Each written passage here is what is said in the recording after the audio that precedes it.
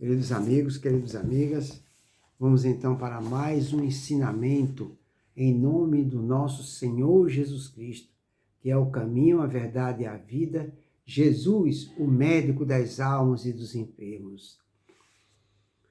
O ensinamento da noite de hoje, que eu abri aqui ao acaso, através do livro, tá vendo? O livro é Na Era do Espírito, de Francisco Cândido Xavier.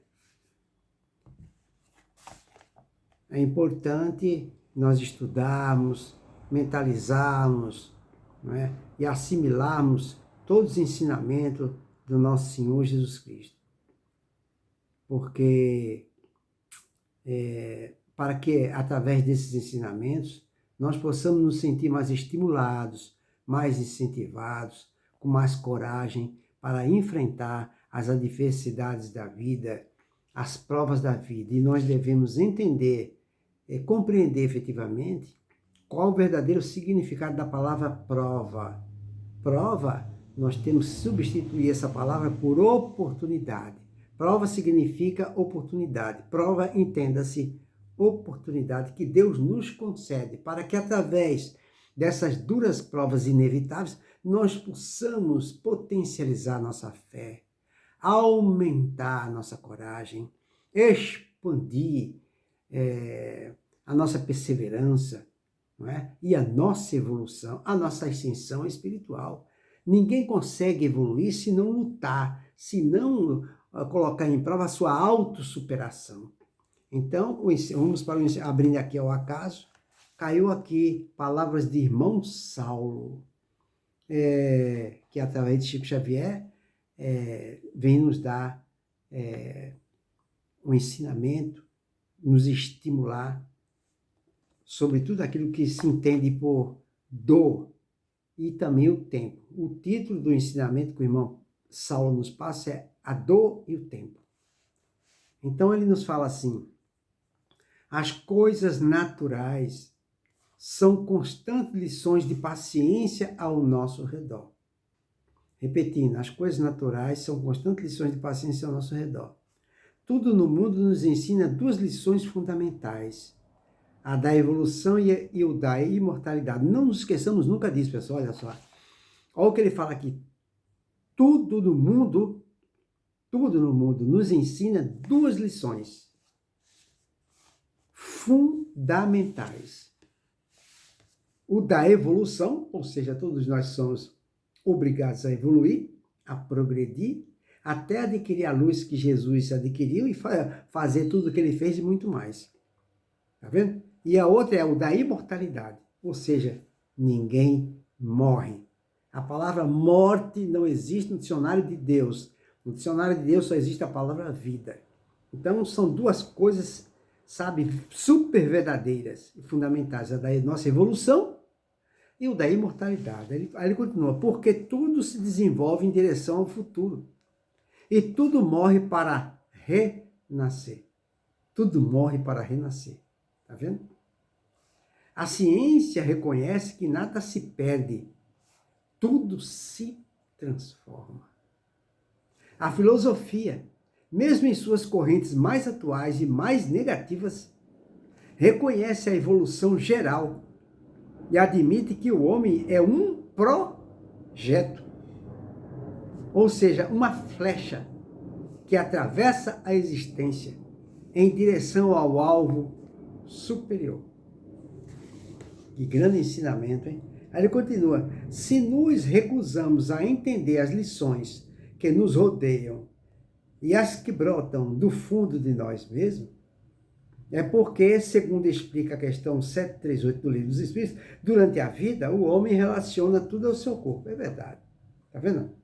Então, se a gente se recusa a entender, né, que nós estamos aqui na Terra especificamente para o nosso progresso espiritual e que todos nós, mesmo aqueles nossos irmãos que cometeram crimes hediondos e que estão na penitenciária, todos eles serão obrigados a evoluir, quer queira, quer não.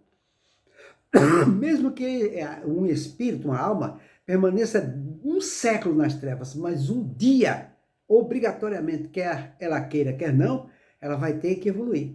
vai ter que progredir, porque ela é filha, aquele ser foi criado por Deus. E tudo que é criado por Deus, forçosamente, tem que evoluir, tem que crescer. Mesmo que esse crescimento se dê cercado de espinhos.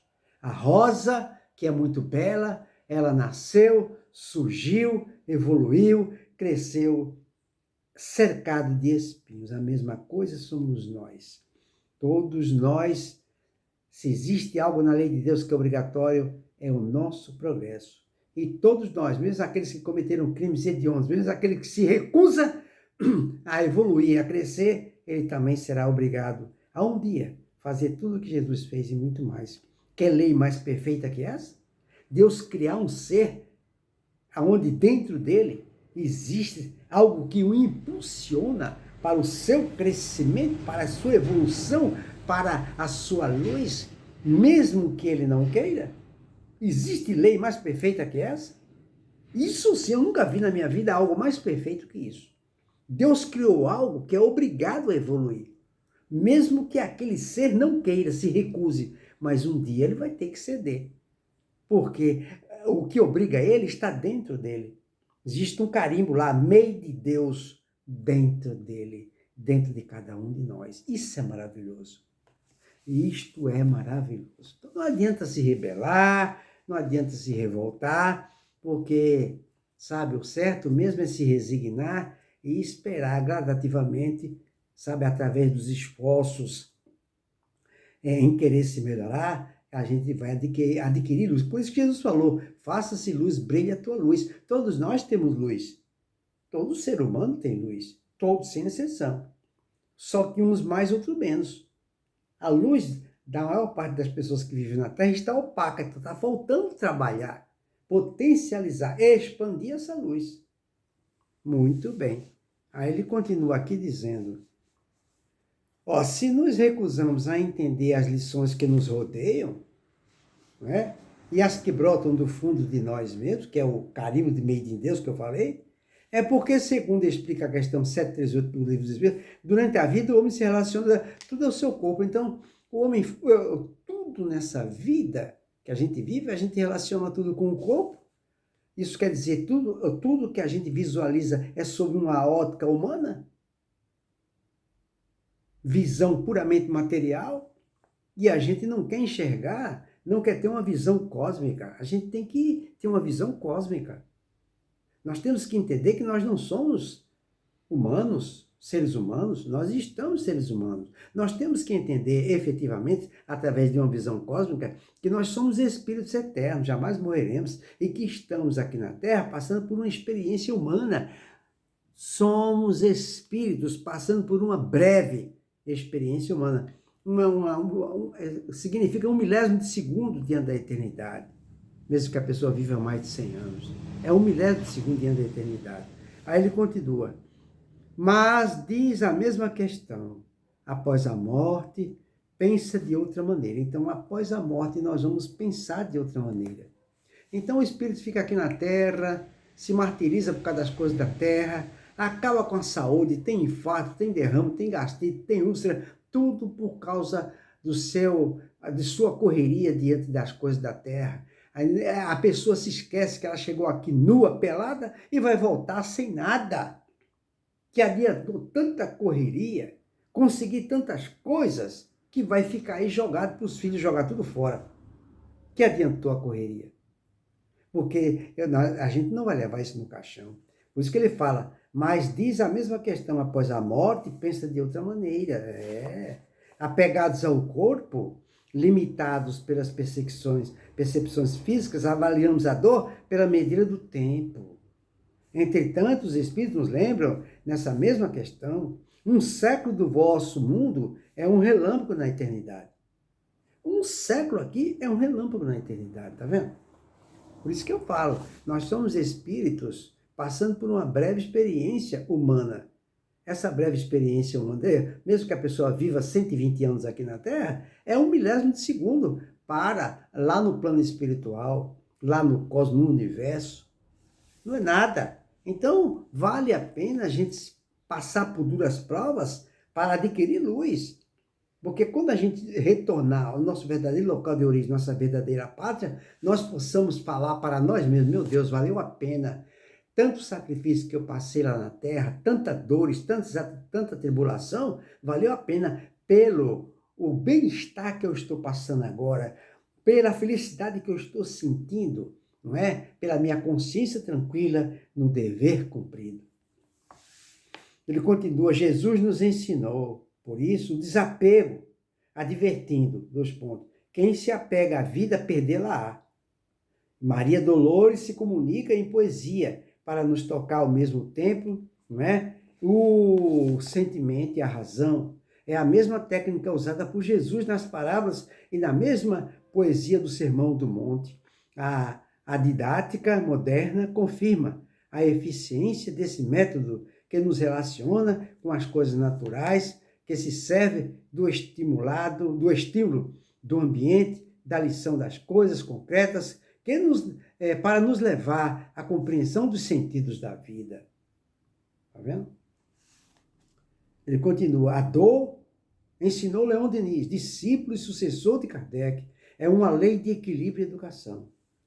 Olha a interpretação que nós devemos dar para a dor, para o sofrimento. Ele fala, Leon Denis nos diz, a dor nos ensinou Leon Denis, discípulo e sucessor de Kardec.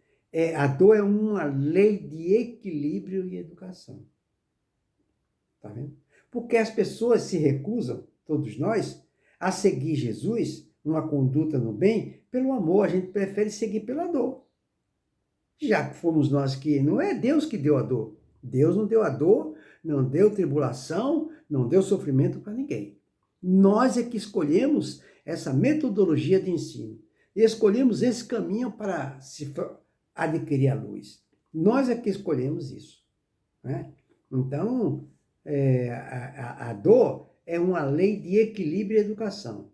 Foi o método, a pedagogia que a gente escolheu para nos autoeducarmos, nos civilizarmos, nos evangelizarmos, nos cristianizarmos. Foi essa forma que a gente escolheu. Aí ele continua, a psicologia moderna comprova que aprendemos através de tentativas frustradas, tá vendo? A gente aprende através de tentativa frustrada. O que é uma tentativa frustrada? Correr atrás de realizar um sonho que não está em nosso planejamento encarnatório. Tá vendo?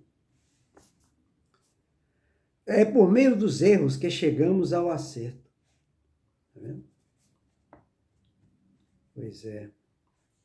A sabedoria popular nos diz o que arde cura, o que aperta segura.